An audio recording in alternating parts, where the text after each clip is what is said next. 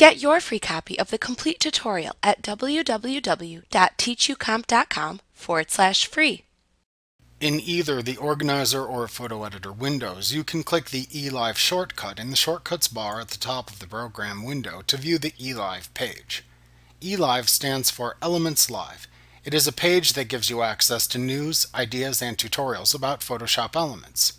The eLive page shortcut appears in the Shortcuts bar at the top of both windows. So within the Organizer window, it is grouped with the Media, People, Places, and Events shortcuts.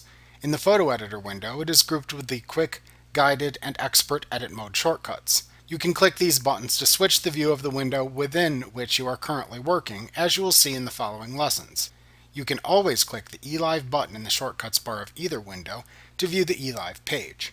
Within the eLive page, you can click a story shown to open the associated web page in your computer's default web browser.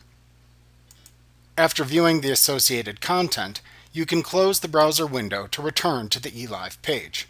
To filter the content in the eLive page, click the Filter button at the left side of the white toolbar towards the top of the content in the page. Then select either Everything, Inspire, Learn, or News to filter the type of content to view.